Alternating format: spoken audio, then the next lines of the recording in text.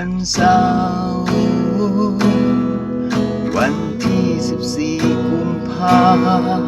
เป็นวันแห่งความรักของเรา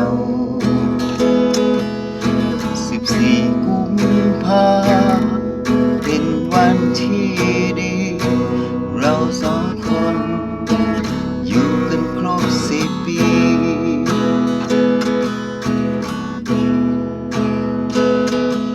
วันเสาร์ฉันจะชวนเธอไปซื้อดอกรักที่คลองถม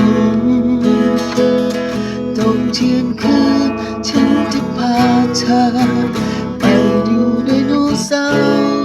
เพราะที่คลองถมมีไดโนเสาร์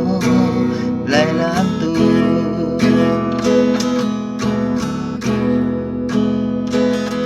ตกเที่ยงคืนฉันจะพาเธอ